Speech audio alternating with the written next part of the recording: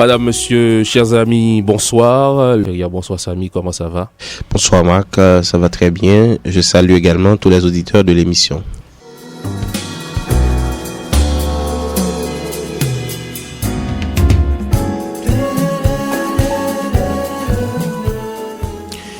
Bonsoir. 3 livres s'ouvrent cette semaine dans le Cercle du Livre. Haïti, tradition et modernité. Haïti, population et développement, médias et responsabilité sociale. L'auteur n'est autre que Vario Serran. Publié en juin dernier, ces 3 livres viennent s'ajouter à son premier titré Sauver l'information en Haïti, paru en mai 2007. D'abord, médias et responsabilité sociale est composé de 3 chapitres avec des thèmes dont la plupart ont déjà été publiés sur le site de l'agence en ligne Alter Press.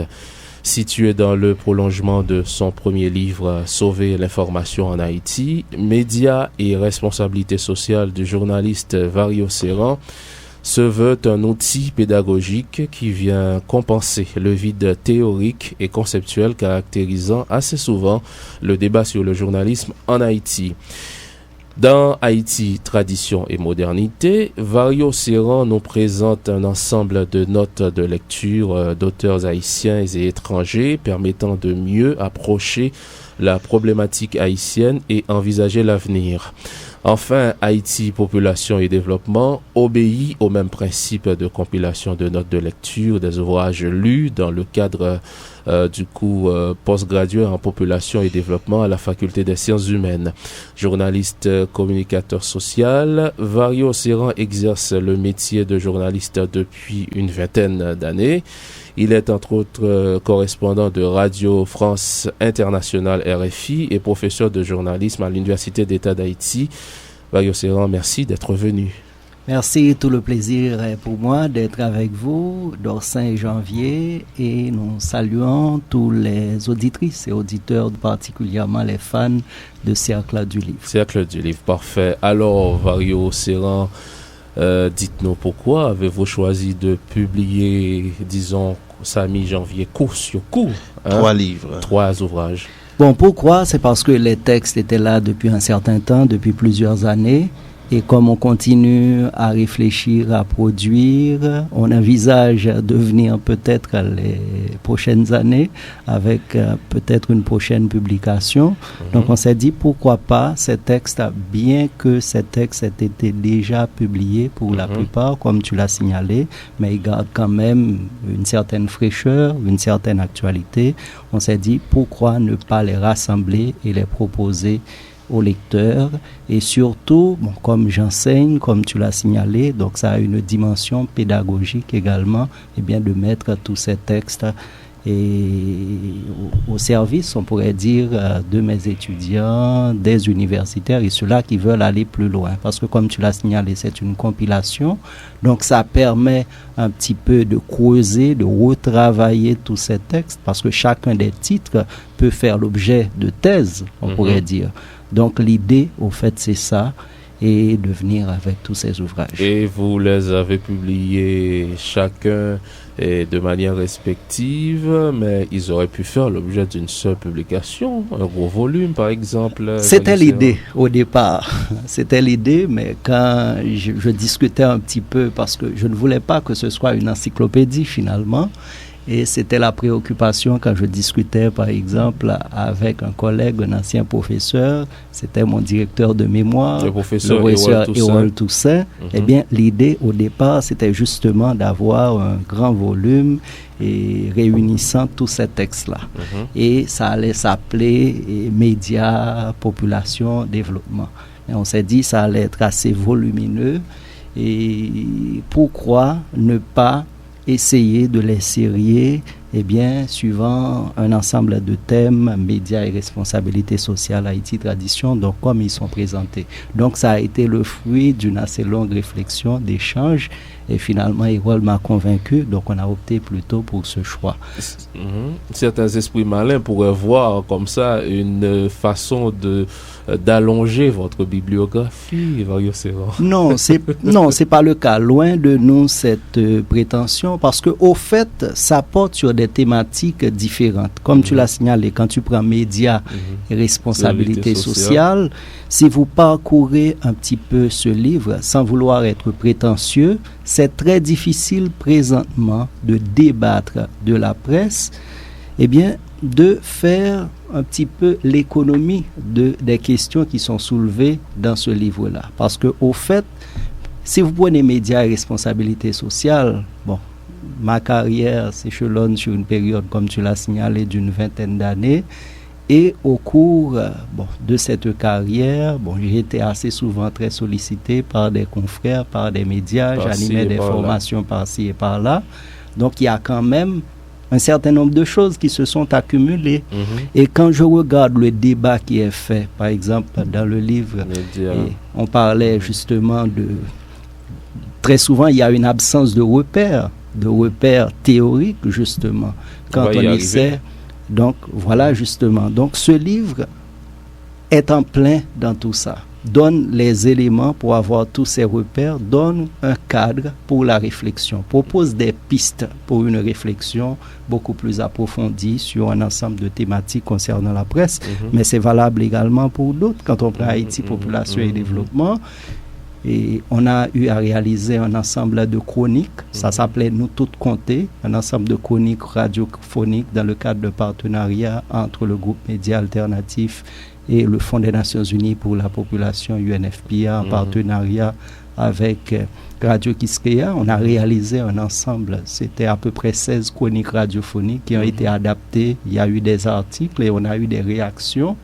Donc ça, on a essayé de mettre la thématique PopDev, population et développement, au cœur de l'actualité. Ajouté à d'autres textes qu'on a eu à produire sur la thématique PopDev, on s'est dit, ça vaut le coup de les rassembler, de continuer à creuser, de proposer toutes ces pistes de réflexion au public. Et si nous abordons, Vario Serran, l'aspect marketing de la question, 3 livres en un seul coup, comment les écouler, comment assurer leur promotion? Bon, l'aspect marketing de la question, on pourrait dire, ça peut paraître assez bête, mais au départ, c'est parce que ce qui motive, c'est-à-dire dans le travail de production, c'était comme pour le premier livre. Et sauver l'information. C'est-à-dire sauver l'information en Haïti. Donc l'idée est là, je veux proposer quelque chose aux lecteurs. Est-ce que les lecteurs vont véritablement acheter le livre ou pas? C'est-à-dire au départ, c'est pas ce qui me motive. Évidemment. Bien entendu. Quand les ouvrages sont publiés, on aimerait bien que les gens les achètent, qu'on les lise un petit peu, que ça ne reste pas, je ne sais pas, chez moi ou dans les librairies. Mais au départ, c'est pas ce qui me motive. La démarche n'est pas une démarche fondamentalement commerciale. Non, du tout. C'est pourquoi aussi que vous n'avez pas été voir un éditeur de la place ou ailleurs vous les avez publiés à compte d'auteur. Oui, à compte d'auteur. Peut-être ça viendra parce que je veux croire que c'est un début, ou du moins c'est ce que je veux bien espérer. En tout cas, félicitations Vario Serran pour ces 3 ouvrages, bien que l'on puisse imaginer aussi que le travail n'a pas été travail d'emblée, puisque c'est le fruit d'un travail de longue haleine que vous nous offrez aujourd'hui. Donc, il s'agit dans l'ensemble de compilation de notes de lecture, de notes de cours que vous avez eues pendant votre formation et pendant votre expérience professionnelle. Oui, c'est ça, parce que à côté d'un parcours, on pourrait dire professionnel, on a des occupations professionnelles, on est tout le temps assez bousculé avec le travail qu'on fait, mais on a également un parcours académique et professionnel. Et on a trouvé un moyen de faire le pont entre les deux. C'est-à-dire, je me suis toujours arrangé pour avoir un pied à l'université, pour continuer des recherches. Et c'est ce qui m'a toujours permis, même en exerçant la profession journalistique, on pourrait dire, d'avoir toujours ce recul théorique indispensable qui m'a toujours permis d'être assez critique par rapport à moi-même, par rapport aux autres. Et au fait, c'est ça. Les 3 livres sont publiés en même temps et nous n'avons pas nous avons décidé quand même de commencer par médias et responsabilité sociale. On sait bien, Vario Serran, vous le savez aussi bien que nous, qu'il est difficile de critiquer les médias dans les médias. Eh bien, d'ailleurs, Bourdieu aussi le souligne dans son texte sur la télévision. Et bien, nous vous offrons donc ce soir cet espace, l'espace de l'émission Cercle du Livre, pour livrer vos réflexions sur les médias en Haïti. Donc, médias et responsabilité sociale. Quelle est la thèse centrale de ce livre? Bon, tout d'abord, quand on dit médias et responsabilité sociale, première chose, c'est que dès qu'on dit médias en Haïti, très souvent les gens réagissent de cette façon. On vous dit c'est un ouvrage qui concerne les journalistes, qui concerne les médias. Ouais.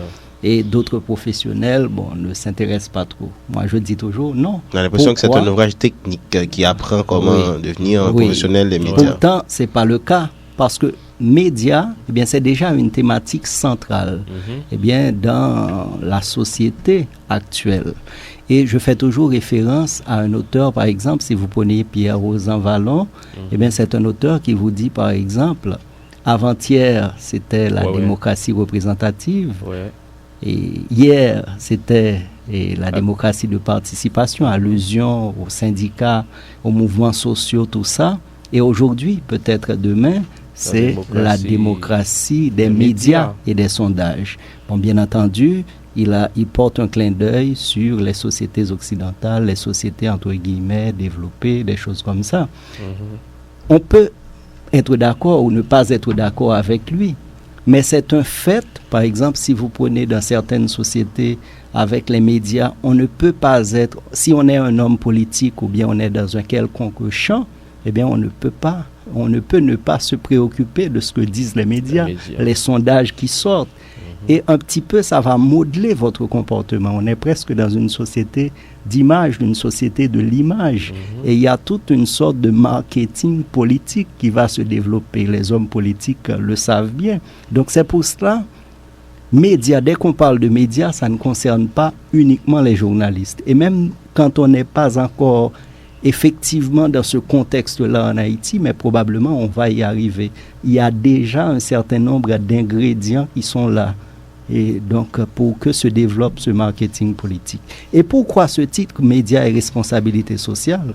Quand on dit médias, le journaliste, son travail, on parle toujours du travail de médiation du journaliste. Mais la médiation se fait très souvent entre deux pôles. Certes, ce qui fait du travail du journaliste, ce qui fait que le journaliste a un statut particulier, les médias, c'est parce que d'une part, en tant que journaliste, je suis citoyen. Mais dans le même temps, je suis citoyen, mais un citoyen qui doit avoir une certaine distance critique avec l'opinion et avec l'ensemble des différents pôles. Et c'est ce qui fait de mon métier eh bien, quelque chose de particulier. C'est pour cela, quand on parle tellement de liberté de la presse, c'est pas un privilège, une prérogative pour les journalistes. C'est en fonction de ce travail de médiation qui est important. Vous prenez la société, l'opinion, vous prenez le pôle politique, par exemple, le pouvoir. Eh bien, le pouvoir, qu'est-ce qu'il fait? Le pouvoir peut communiquer directement avec la société. Et là, on est dans la communication avec tout ce que ça peut comporter. Si vous suivez, par exemple, vous lisez La parole manipulée de Breton et d'autres ouvrages, vous allez voir tout ce qu'il y a comme procédé manipulatoire qui peut être associé à cela. Donc, le pôle politique peut communiquer directement avec la société, avec l'opinion. Mais dans le même temps, le pôle politique peut communiquer avec la société, avec la population, à travers les médias. Donc, si je comprends bien, les médias sont instigateurs de liens sociaux. Oui, c'est pour ça, des fois, on considère même les médias, quand on parle d'espace public, eh bien, le lieu essentiel qui va alimenter cet espace public, ce sont les médias. On pourrait dire que tant valent les médias peut-être, tant vaudra peut-être le débat, l'espace public. Bien entendu, il n'y a pas que les médias, il y a l'université, il y a tous les réservoirs oui, mais justement, de pensée. Il faudrait peut-être qu'on élargisse un peu le terme média, parce que souvent en Haïti, quand on parle de médias, on pense souvent à la radio et à la télévision. Et et aujourd'hui peut-être l'Internet et aussi les journaux. Donc, est-ce que les médias se limitent-ils seulement à ces médias-là seulement? Bon, généralement, quand on parle de médias, là, on peut avoir, c'est quand même un terme polysémique qu'on pourrait dire, on pourrait avoir plusieurs définitions. Et tel que je l'ai utilisé là, médias, on pourrait utiliser presse, par exemple. Oui. Et l'une des définitions qu'on pourrait proposer, c'est l'ensemble des journalistes et des organes de presse. Donc, dans ce sens-là, on pourrait voir, quand on parle de médias, on pourrait voir la radio, la télévision, les journaux et tout ce qu'il y a d'imprimé. Et puis, bon, quand on dit imprimé, c'est plus large, on pourrait même penser aux livres. Oui, je n'en viens pas là.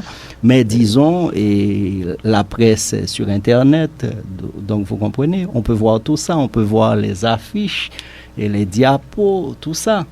Donc, dans ce cadre-là, quand on parle de médias, depuis un certain temps, même au niveau de l'UNESCO, quand on parle de la presse, parce qu'avant, ça a évolué. Quand on parlait, par exemple, de la presse, on voyait tout simplement la grande presse, la presse écrite, ça a évolué. Dans un certain sens aussi, même un professeur d'université ou un enseignant à l'école primaire ou secondaire se trouve aussi dans une situation de médiation. Oui. Donc, c'est un terme assez large. On ne saurait mais vous parlez de médias en tant que médias au sens de la presse. Au sens de la presse, l'ensemble des journalistes et des organes de presse, des moyens d'information. Mais médias et responsabilité sociale, c'est les médias, mais par rapport à un ensemble de problématiques, par rapport à un ensemble, on pourrait dire, de domaines. Par exemple, ces médias par rapport à la thématique des droits humains, qu'est-ce que ça recouvre et quelles contributions que les médias peuvent apporter.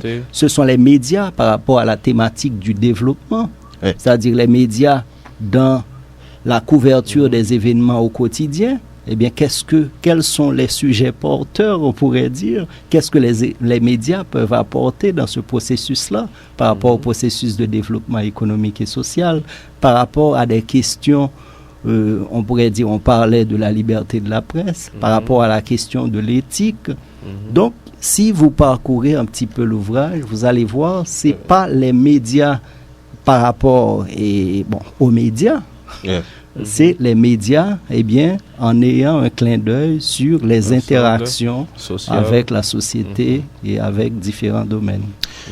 On réfléchit beaucoup sur justement cette thématique et l'on apprécie bien votre contribution. Médias et responsabilité sociale, vous avez souligné en parlant tout à l'heure l'aspect politique, c'est-à-dire que les médias peuvent intervenir dans la médiation politique, dans la construction de la citoyenneté, des liens sociaux. Mais il y a un aspect qui n'a pas été, je vous suivais justement, et qui n'a pas été mentionné, c'est l'aspect économique. Les médias en tant qu'incitateurs de la consommation, les médias en tant qu'agents économiques, c'est-à-dire en tant que institution du capitalisme triomphant que nous connaissons aujourd'hui. Bon, là, peut-être, dans mon exposé, tout à l'heure, je ne l'ai peut-être pas mentionné, mais à travers un ensemble de textes dans médias et responsabilité sociale, vous allez sûrement noter des clins d'œil sur des ouvrages, comme par exemple quand on prend quelqu'un comme Ignacio Ramonet, la dictature de la communication, la tyrannie de la communication, aborde bien ces questions-là. Des clins d'œil, par exemple, quand on prend Florence Aubenas, dans la fabrication de l'information, aborde ces questions-là liées à la question du centre et de la périphérie. On pourrait citer Géraldine Mühlmann, c'est tout un débat qui voit parce que même quand on parle de journalisme, eh bien, on est en face d'un ensemble de paradigmes. Et c'est pour cela, un type d'ouvrage comme cela, c'est pas un ouvrage qui vous oriente dans un sens, mais c'est un ouvrage qui essaie de vous donner des repères. Et ce que je dis tout le temps, c'est que le journaliste, eh bien, c'est quelqu'un pour bien faire son métier. C'est non seulement d'avoir une certaine pratique, une formation, on va couvrir des choses, mais si on a un bagage théorique aussi qui vous permet d'avoir du recul. Et le journaliste, c'est un éternel apprenant. Eh bien, plus que vous apprenez pas mal de choses, eh bien, vous allez voir que vous allez encore exercer mieux votre profession. Donc, l'idée, c'est un petit peu ça. J'ai compris cette remarque. Et bon, cette remarque, moi, ce que je peux proposer, c'est que c'est pas faire, on pourrait dire, tout un discours sur le capitalisme mondial, sur les médias. Ce que je peux référer comme ces ouvrages, et ce sont des ouvrages qui ont une dimension, comme je l'ai dit, pédagogique, c'est un petit peu attirer l'attention sur les écrits et sur les auteurs. Et l'un des ouvrages, par exemple, que je conseille tout le temps et à des étudiants, c'est par exemple un ouvrage... C'est un travail de médiation aussi. Oui. Par exemple, nous le faisons ici. Oui. Par exemple, quand vous prenez un ouvrage, je crois c'est de Géraldine Mühlmann, qui s'appelle « Du journalisme en démocratie ». Et elle a fait un travail intéressant par rapport justement au paradigme, aux différentes approches. Elle a essayé de développer, par exemple, le paradigme marxisme. Suivant une approche marxiste, si je veux être un journaliste marxiste, eh bien, qu'est-ce que ça induit? Et il a été... Est-il possible aujourd'hui? Oui. Non. J'allais justement vous poser la question, et n'oubliez pas la question de Samy, et à savoir, est-ce qu'il est possible d'être journaliste marxiste aujourd'hui? Dans votre livre, j'ai le sentiment que vous avez plutôt privilégié une approche fonctionnaliste. Bon, je ne crois pas, comme on s'est dit, c'est une compilation. Donc, cela veut dire qu'on a fait des clins d'œil un peu partout. Et peut-être, par exemple, si je fais référence à Géraldine Mühlmann, ce qu'elle a fait, par exemple, elle ne propose pas une approche en tant que telle fonctionnaliste ou marxiste, ce que vous voulez. Ce que Géraldine Mühlmann a fait, elle a essayé de comprendre un petit peu la trame des sociétés. Elle est remontée très loin depuis Emmanuel Kant, par exemple, pour essayer de voir une société assez ouverte, marquée par une certaine pluralité des opinions et des regards. Et elle campe à partir de cette description, de cette compréhension de cette société-là, un idéal critique du journalisme. Et par la suite, elle a continué la réflexion en voyageant à travers le passé, on pourrait dire, de Marx, puisque Marx, dans sa jeunesse, était également journaliste. Eh bien, il a essayé de voir comment, si on veut être un journaliste marxiste, ça veut dire quoi.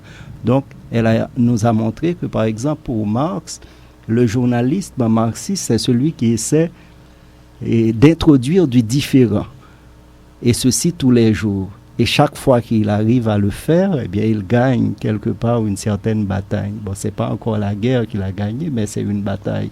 Et ça, c'est suivant dans une approche, ce qu'il appelle, dans une société marquée par, vous parlez d'approche structurelle, mais Marx, lui, parlait d'homogénéité structurelle de la société. Donc, il faut introduire du différent dans cette homogénéité. Ça, c'est une approche. Géraldine Mühlmann est allée plus loin, en essayant de voir les sociologues de l'école de Chicago. Et il a cité Noam Chomsky, un intellectuel américain bien connu. Donc, ce type de travail-là, moi très souvent j'encourage des étudiants, des professionnels, des collègues à faire ce travail. Je peux avoir une opinion très précise, mais c'est très bien d'essayer d'explorer les différentes approches et d'arriver à une certaine synthèse. Et après tout ce travail-là, ce qu'elle a fait, c'est à partir de toutes ces approches paradigmatiques, Géraldine Mühlmann elle-même nous propose, son idéal critique du journalisme. Donc, si vous voulez, ces ouvrages-là, je pourrais les inscrire dans une telle approche. On n'oriente pas le lecteur dans un point bien précis, mais on propose un ensemble de pistes. Vous avez relaté une situation assez triste. Pas triste, ça, mais quand même. De journalistes des gens qui se font passer pour des journalistes, comme on dit déjà, les journalistes de Sean Mass FM. Il faut dire que ça remonte à quelque temps. Peut-être, comme je l'ai dit, ce sont des pistes de réflexion. Ça fait allusion à un article que j'avais publié en période électorale. Ça le titre, c'était « Il faut sauver le journalisme en Haïti ». Et déjà, vous voyez un petit peu le lien, parce qu'il y avait déjà l'article « Il faut sauver le journalisme en Haïti », et puis l'ouvrage allait suivre « Sauver l'information en Haïti ». Je voudrais donner une idée d'un extrait, je voulais lire un peu. Okay. Allez-y, Samy. Avez-vous déjà entendu parler des journalistes de Champ de Mars FM? Ce sont des journalistes sans médias qui rôdent à longueur de journée au Champ de Mars dans l'air du palais présidentiel et qui sont au courant des moindres activités de presse. Ils envahissent les hôtels et autres lieux de conférence pour chercher à négocier des dessous de table. Connaissant les reporters en activité, certains d'entre eux se font passer pour des journalistes de médias existants quand ils réalisent que ces derniers n'ont pas de reporters sur le lieu d'activité. Vous vous imaginez ce que cela produit en termes de dégâts sur l'image de la profession? Et que dire de pratiques d'individus détenant effectivement des cartes de presse de médias tant soit peu reconnues? Il y a moins de 3 semaines, un meeting électoral d'un candidat à la présidence dans l'aire de l'aéroport international Toussaint-Louverture, au nord de Port-au-Prince, n'a bénéficié d'aucune couverture. 3 jeunes confrères de radio qui étaient sur place ont décidé de s'en aller après avoir échoué dans leur négociation avec le candidat en question. Avant de partir, ils ont dit à un caméraman pigiste qui continuait à faire son travail, « Soit après de fait, monsieur pas servi. Pourquoi vous restez? Il n'a rien déboursé. » Pas plus tard, le week-end écoulé, un candidat à la députation d'un parti politique qui était en campagne à Carrefour, banlieue sud de Port-au-Prince, a, par pitié, remis 1500 gourdes, environ $35 américains, à un jeune confrère que ce dernier devait partager avec 2 autres complices. Le candidat en question venait d'assister aux négociations infructueuses de ces jeunes journalistes avec le numéro 1 du parti.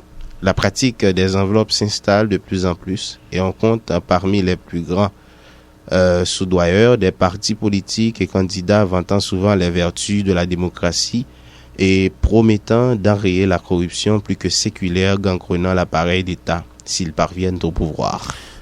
Voilà, une situation vraiment, Samy disait triste tout à l'heure, mais je pense que c'est une situation que nous connaissons. Et... Oui, mais ce que je voudrais signaler, comme c'est une compilation, on l'a bien dit, là c'est par honnêteté intellectuelle pour situer un petit peu le contexte. C'est un texte qui date du 3 novembre 2005. Bien entendu, il faut continuer à causer pour voir 4 ans après. Bon, qu'est-ce qu'il en est advenu? Est-ce que la situation... Parce que là, cet article a été réalisé, c'était en période de campagne électorale, et c'était une sorte de coup de gueule. Et à l'époque, bon, comme vous-même vous avez lu l'ouvrage et cet article vous a attiré l'attention, et bien à l'époque, c'était un article qui a été publié par Alter Press et ça avait suscité beaucoup de réactions des confrères, consoeurs en Haïti, comme à l'étranger, et qui m'avaient envoyé des mails, des courriels, et c'était quelque part après l'article, il y a eu plusieurs autres. C'est courant, c'est pratique, parce que d'autres auteurs ont relaté ces genres de pratiques aussi chez les journalistes. Je me rappelle du livre que nous avons présenté ici, 6 nouvelles du carnaval. Il y a un texte de Jean-Raphaël Misset qui parlait de la situation de ce petit journaliste qui ne couvre pas les rencontres littéraires parce qu'on ne donne pas à manger. Donc, en fait, on se rappelle aussi de cet article d'André Lachance qui a fait... qui a suscité pas mal de réactions sur la situation. Évidemment, on n'aura pas l'occasion d'approfondir ces problèmes, et tout ça entre dans la lignée de votre pensée, Vario Serran, à travers ce livre Médias et responsabilité sociale, et beaucoup de choses à dire, mais ce n'est pas le seul ouvrage qu'il faut voir aujourd'hui. Il y a aussi Haïti, tradition et modernité, et Haïti, population et développement. Nous l'avons déjà souligné. Nous ouvrons aujourd'hui 3 titres. Ce sera après la pause. On marque ici une pause. On revient dans quelques instants avec notre invité Vario Serran, journaliste de carrière qui vient de publier coup sur coup 3 titres, médias et responsabilité sociale. Haïti, population et développement. Haïti, tradition et modernité. On lui doit également sauver l'information parue en mai 2007. À tout de suite. On revient dans quelques instants. Ne quittez pas.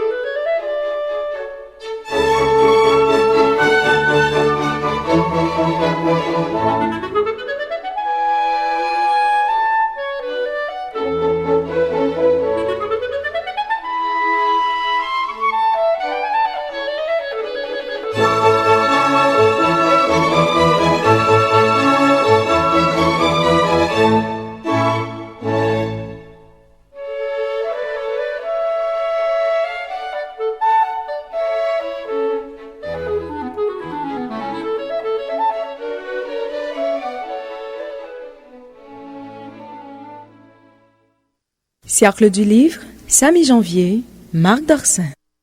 Et bien sûr, notre invité Vario Serran avec nous cette semaine dans le cercle. Il vient de publier 3 titres que nous essayons aujourd'hui d'aborder ensemble. Dans la première moitié de cette émission, on a essayé de voir, et Samy Janvier, ensemble médias et responsabilité sociale. Et voici maintenant Haïti, tradition et modernité. Tout de suite après, ce sera Haïti, population et développement. Alors, Vario Serran, Haïti, tradition et modernité. Bon, Haïti, tradition et modernité, tout d'abord, quand on voit tradition et modernité, eh bien, on tente à voir, on met la tradition d'un côté et puis la modernité de l'autre.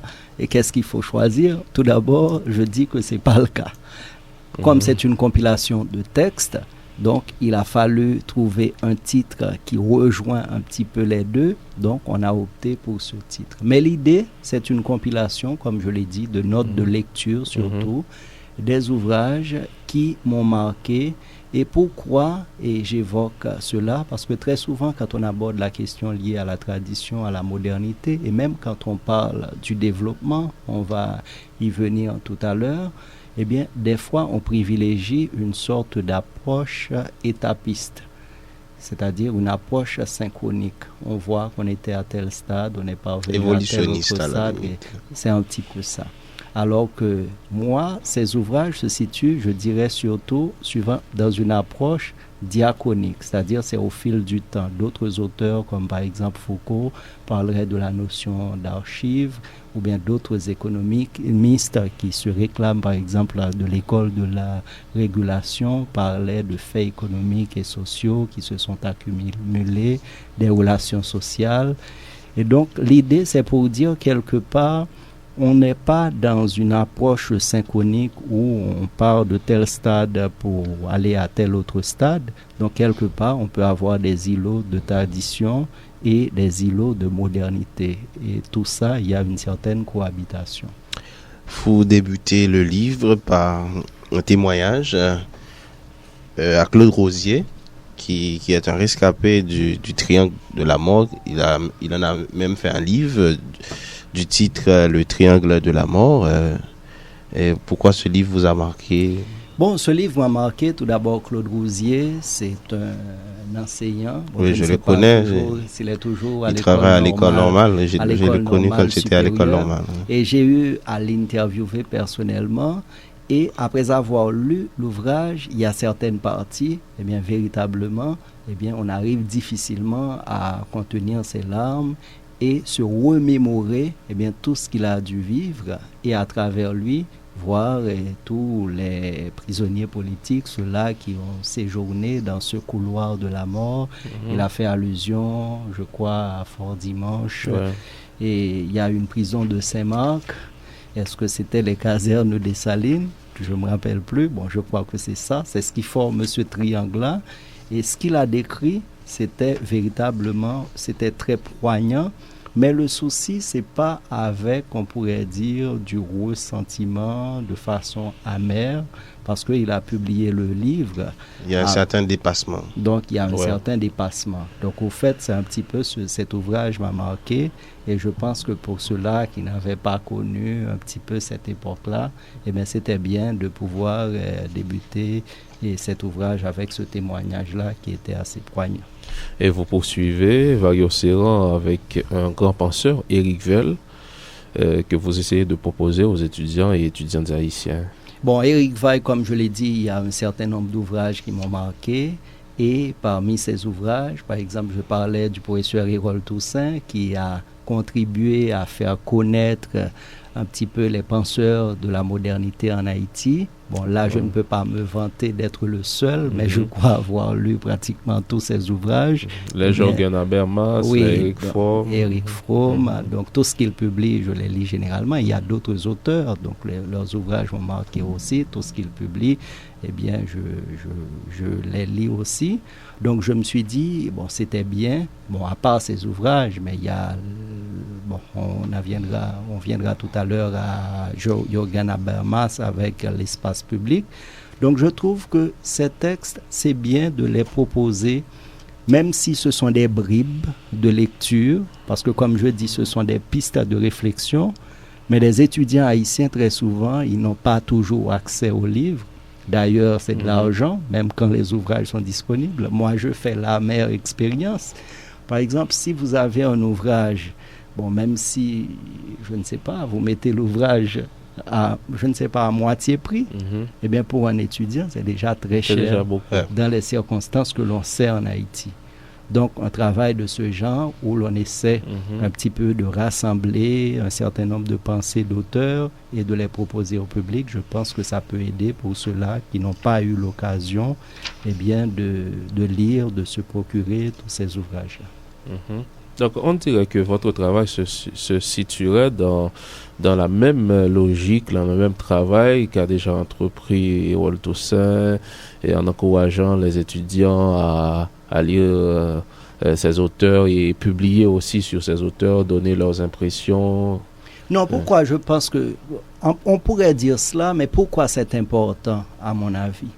Par exemple, ici, très souvent, on parle de démocratie. Mais quand on entend les gens, et je ne sais pas, opiner sur un certain nombre de questions, on a comme l'impression que les gens disent toujours « d'après moi ». C'est comme si ça n'avait pas une histoire. Si on parle de la bourgeoisie, par exemple, vous pouvez entendre des gens dire « d'après moi », mais ça aussi a une histoire. Et ce que ces ouvrages-là nous donnent, c'est justement des repères pour mieux comprendre notre réalité. C'est-à-dire, si on parle de la démocratie, on parle de l'état de droit, qu'est-ce que ça implique? Quels sont ses fondements? Est-ce qu'on peut parler de démocratie en se disant, bon, tout simplement, on a un gouvernement, il y a une alternance politique, on a eu des élections, on a un parlement, c'est tout. Est-ce qu'il y a d'autres ingrédients? Quels sont d'autres ingrédients qu'on retrouve ailleurs? Est-ce qu'il faut, par exemple, un espace public? On a parlé également d'un média et responsabilité sociale. Comment alimenter cet espace public? Quel est le rôle que les médias vont jouer? Quel est le rôle que l'université doit jouer? Quel est le rôle que la société va jouer également? Comment faire également pour former les têtes? C'est-à-dire la démocratie a besoin aussi des têtes bien faites, bien formées. Donc, déjà, dès qu'on commence à réfléchir de cette façon-là, on voit que la question est beaucoup plus complexe que ce qu'on pensait au départ. Donc, ces ouvrages, c'est ça. Par exemple, si vous parlez là, on parle très souvent, c'est une digression, on n'est pas dans tradition et modernité. Par exemple, là, on parle de la décentralisation, on peut parler des communes, on peut parler, par exemple, on parle de la ville qui n'est inscrite nulle part dans la Constitution, dans nos textes de loi. Qui pense à ces choses-là? Moi, ça m'intéresse bien. Des auteurs qui soulignent ces questions, je pense par exemple à quelqu'un comme Reynold Ely, qui a publié 2 ouvrages sur la question de la décentralisation et qui a évoqué ces questions. Il y a aussi Gérald Chéry, qu'on a reçu à l'émission. Dans le financement de la décentralisation, qui pose ces questions-là. Et quand on parle de la question de commune dans la décentralisation... Il y a Fritz Desormes aussi qui a écrit sur la décentralisation. Donc, quand est-ce que ça a commencé? Jocelyn Privert aussi. Oui. Donc, est-ce que la notion de commune, c'est à partir, je ne sais pas, quand on parle de la démocratie, déjà, on pourrait dire à l'époque moyenâgeuse, est-ce qu'il n'y avait pas déjà cet ingrédient-là? Donc, vous comprenez, ces ouvrages-là, c'est un petit peu ça, rassembler et faire des notes de lecture pour ces différents auteurs, c'est justement donner des repères pour aller un petit peu au-delà de ce que je dirais du discours ambiant qui peut des fois paraître assez vide. Alors, ce que je vous demanderais, et Vario Serran, et pourquoi n'avoir pas tenté l'expérience d'une réflexion personnelle aussi? Bon, l'expérience d'une réflexion personnelle, je dirais que ça viendra. Bon, ça a commencé par exemple sauver l'information. Quelque part, je pourrais dire, chacun des ouvrages, on pourrait dire, a son, je ne sais pas si c'est l'expression exacte, son tempérament, si vous me passez, si vous me passez l'expression. À son ton. À son ton, si vous me passez l'expression. C'est-à-dire, en 2007, quand Sauver l'information est sorti, c'était pratiquement une thèse que j'ai eu à soutenir. Et les 3 ouvrages que je propose ici, c'est quelque chose de différent. Ah oui, Sauver l'information, c'était votre thèse de licence? Oui. Donc, c'est son mémoire de licence. Oui. Donc, il y a d'autres qui vont venir. Par exemple, je m'intéresse à la thématique de la migration, à la thématique de l'insertion. Donc là, on peut causer. Mais ça viendra, donc il faut tout simplement attendre. Et pour poursuivre avec votre livre Haïti, Tradition et Modernité, il y a ce texte sur l'institution et la validation des faits économiques et sociaux, le cas d'Haïti. Oui, là c'est important parce que justement quand on parlait de la question de la modernité, on parlait de cette approche diachronique, l'institution et la validation des faits économiques et sociaux. Par exemple, quand on aborde la question du développement, il y a des penseurs, des auteurs, comme par exemple Rostov, auxquels on fait allusion, qui sont pratiquement les chantres de la théorie de la mondialisation et qui proposent un certain nombre d'étapes à suivre pour aboutir à la modernité. Bon, ça c'est une approche. Mais il y en a d'autres, et là je fais un clin d'œil sur un auteur haïtien, et on parlait de lui, mais qui a écrit des ouvrages intéressants. Moi j'ai eu l'occasion, comme je l'ai fait pour Ewol, j'ai lu également tous ses ouvrages, c'est Frédéric Gérald Chéry, qui nous propose également des clés pour bien comprendre la réalité haïtienne, comme je l'ai dit, et pour mieux appréhender un petit peu l'avenir. Donc l'institution des faits économiques et sociaux, par exemple, quand nous parlons un petit peu de la démocratie, quand nous parlons de la bourgeoisie, par exemple en Haïti, est-ce qu'on s'est dit à quel moment en Haïti, est-ce que ça a suivi le même mouvement comme ça a été le cas en Europe à l'époque du Moyen-Âge? Et est-ce que c'est comment la sphère économique s'est créée? Est-ce que la législation, par exemple, sur les rapports entre les différents groupes sociaux, la législation a suivi une certaine évolution d'un ensemble de faits économiques et sociaux. Et la législation est venue valider ces acquis-là. Donc c'est ce qui se passe très souvent et dans d'autres pays. Mais chez nous, on dirait que c'est la loi d'abord qui vient établir un certain nombre de choses sans que eh bien, cette législation ne soit pas toujours en adéquation avec les pratiques et les relations sociales. Donc, un petit peu, c'est cet éclairage-là qu'on a voulu apporter. Je ne sais pas si tu fais la même remarque, Samy. Nous avons 3 ouvrages devant nous, mais on a comme l'impression qu'on parle d'un seul ouvrage. Si bien qu'on sorte de l'un à l'autre. Oui. Et donc, c'est le moment de jeter un petit coup d'œil sur Haïti, population et développement, et à la fin de cette édition de Cercle du Livre. Alors, c'est le 3e et dernier ouvrage que nous avions choisi, que nous choisissons maintenant de voir, quoique vous ne les avez pas publiés dans cet ordre quand même. Oui. On avait d'abord privilégié médias et responsabilités à la première partie de l'émission. On vient de voir Haïti, tradition et modernité, quelques idées dans ces livres. Maintenant, Haïti, population et développement. Bon, Haïti, population et développement, j'avais commencé à en parler parce que, comme vous le savez, j'ai parlé un petit peu d'une carrière journalistique qui s'étale sur une vingtaine d'années. Mais au cours de l'exercice de la profession, j'ai pu également me forger d'autres passions. Et vous avez parlé de mon passage, par exemple, au CEPODé qui devient maintenant MAPODé. Après des études postgraduées, je complète la maîtrise parce que le CEPODé, maintenant, ça devient MAPODé. Il y a juste quelques cours. Donc, ça nous permet un petit peu d'approfondir un certain nombre de choses.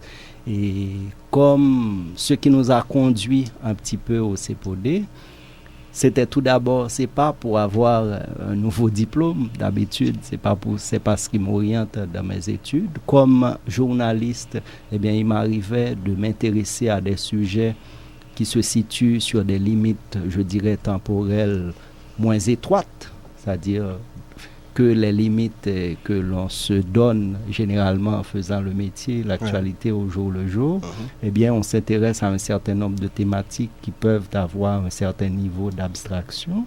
Donc, des fois, on a envie de les causer et c'est ce qui m'a porté, eh bien, à faire ces études-là.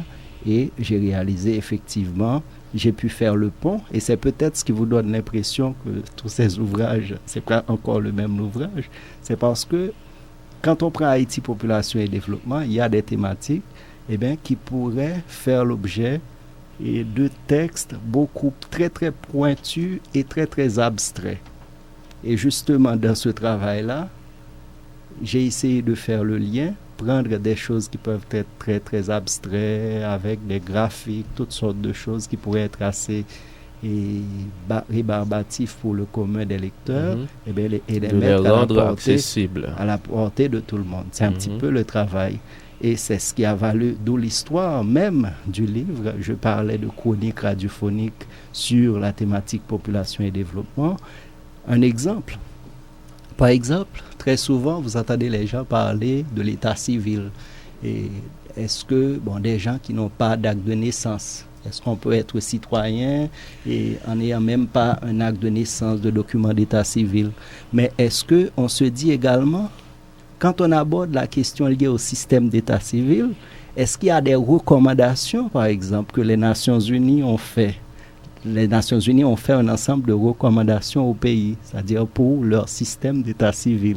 Est-ce qu'on essaie de voir, à travers notre système d'état civil, les critiques, on les fait à partir d'un certain nombre de repères.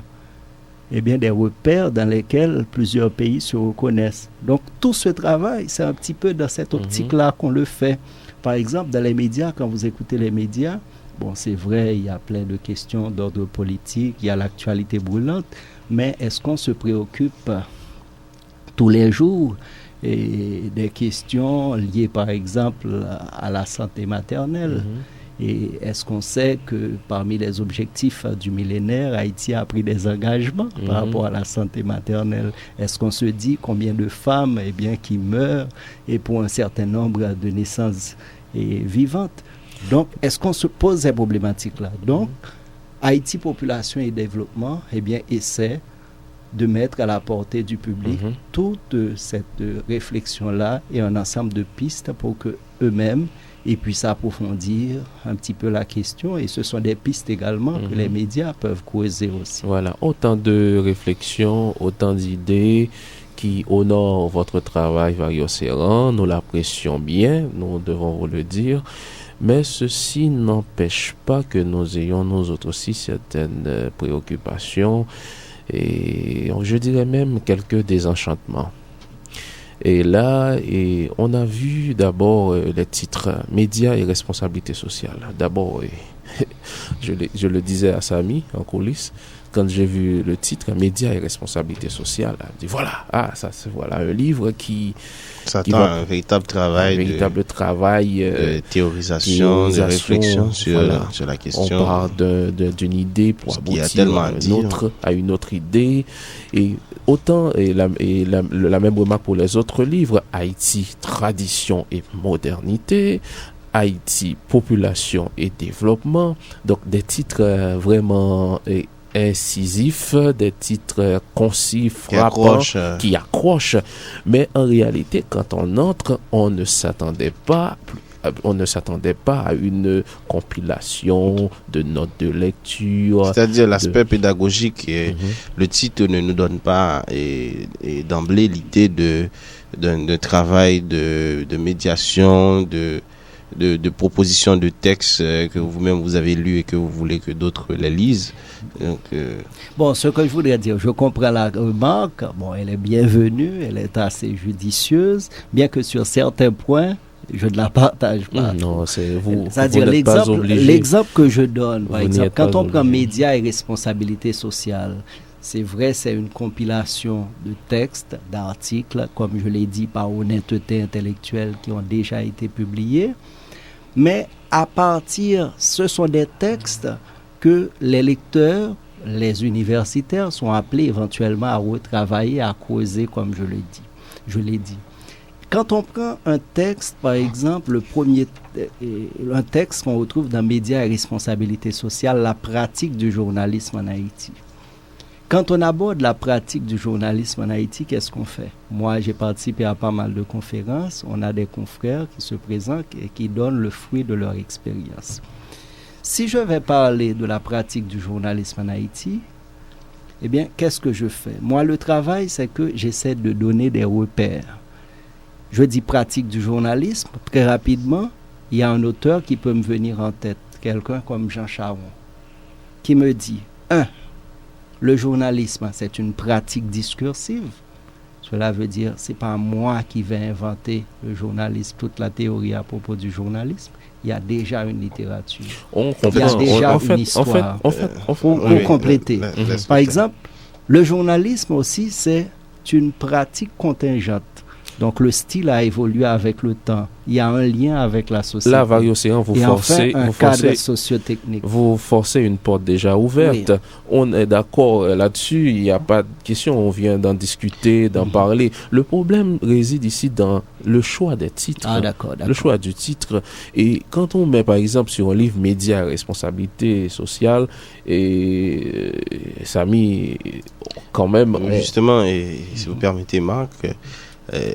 ce qu'on s'est dit en réalité, c'est que puisque vous avez une carrière de pratiquant et que vous avez une formation académique relative à cette carrière, donc on s'est dit que on s'attendait justement à travers ces livres que le pratiquant qui se retire dans sa chambre d'académique pour essayer de réfléchir sur la question du journalisme en Haïti, c'est-à-dire de prendre les données empiriques qu'il a recueillies, qu'il a assemblées tout le long de ses pratiques sur le terrain, et prendre ces matériaux-là maintenant et livrer une réflexion.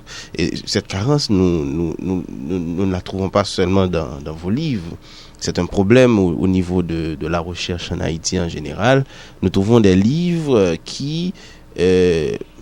nous ne voulons pas dire que ce sont des redites, mais ce sont des livres qui manquent cet aspect de réflexion personnelle, c'est-à-dire développer quand même une expertise haïtienne de la question.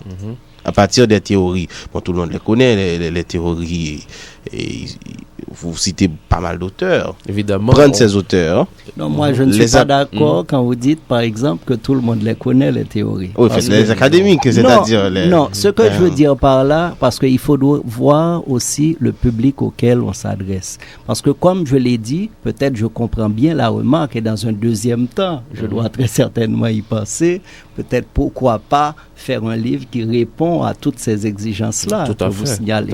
C'est très bien, même si c'est pas moi qui le fais et quelqu'un d'autre, c'est à encourager. D'autant que vous portez une critique, on pourrait dire générale, pour la production, et je ne sais pas, universitaire. Donc ça, c'est intéressant. Mais dans le même temps, n'oubliez pas, j'ai à moult reprises signalé la dimension pédagogique. Et là, je pense que même quand on va amorcer une réflexion, on pourrait dire personnelle, mais c'est pas quelque chose qui va être un petit peu... C'est pas quelque chose qu'on va inventer. C'est pas quelque chose qu'on va inventer. C'est faire du neuf avec du vieux, comme on ne va pas réinventer la roue quand même. Donc l'idée, comme je l'ai dit dans ces différents ouvrages, c'est un petit peu donner des repères. Et avec ces repères-là, le souci, c'est peut-être la prétention n'est pas aller aussi loin que je comprends un petit peu peut-être la frustration. Mais comme je l'ai dit, ce sont des textes que je propose et que les gens peuvent même retravailler, peuvent creuser eh bien, pour aller plus loin. Évidemment, et peut-être dans un deuxième temps, on peut en venir à... Ces textes vont servir. Et puis rapidement, on est à la fin de l'émission. Pourquoi avoir privilégié les caractères gras, de gros caractères dans le livre? Je pense que ça prend beaucoup d'espace quand même. Bon, peut-être, mais là, j'y ai pas pensé. Quand on sait le coût. Quand on sait combien ça peut coûter aussi. Bon, ça, je dois y penser, d'autant que le coût, c'est véritablement un problème, d'autant que vous savez qu'il n'y a pas véritablement de mécénat de la culture. Vous avez, les institutions qui... Vous devez avoir l'air insolide. Oui, parce que vous 3 livres. Oui, c'est un petit peu ça. Et même après... 20 ans d'économie. Oui. Donc, même là, on a très certainement... Là, je dois en profiter pour remercier publiquement la Focale. Pratiquement pour tous les ouvrages, j'ai toujours eu un petit coup de main. Et de la Focale, c'est grâce à la Focale finalement que les livres ont pu sortir. Et puis également d'autres. On sait qu'il y a eu une vente signature il n'y a pas longtemps à la Bibliothèque nationale d'Haïti. Vous comptez remettre ça? Et peut-être que oui, peut-être que non, je ne sais pas encore. Et ça va dépendre de quoi? Et bon, quand je dis, il y a aussi mes occupations professionnelles, on est assez bousculé, mais également ce que je dois dire, c'est que les ouvrages sont en librairie. Et on invite les gens à faire le tour un petit peu des librairies, à se les procurer. Alors, un dernier mot, Vario Serran. Et le dernier mot, c'est tout le plaisir a été pour moi d'être avec vous. Je pense qu'on a pu causer un petit peu. La réflexion a été très, très intéressante. Les échanges ont été très fructueux. Et j'ai pu retenir également des remarques et des propositions, très certainement, qui vont me servir. Et puis, la réflexion, c'est que vous autres continuez à faire le travail que vous faites. C'est du bon travail. Vous intéressez aux livres, les proposer aux lecteurs, et essayer de les creuser. Et puis, chacun de son côté, on fait du mieux que l'on peut. Rassurez-vous, nous allons continuer à faire ce travail car nous l'aimons bien, malgré tout. Alors, merci Vario Serran de nous avoir tenu compagnie cette semaine. Merci. Au revoir. C'est ici que nous mettons un terme à cette édition de Cercle du Livre, chers amis. Nous remercions notre invité Vario Serran d'avoir répondu à notre invitation. En dépit de ses nombreuses occupations, merci à vous aussi qui écoutez cette émission religieusement. Wilkie Bonaventure à la réalisation, Max Someus à la console, Samy Janvier Macdorsin. À la semaine prochaine.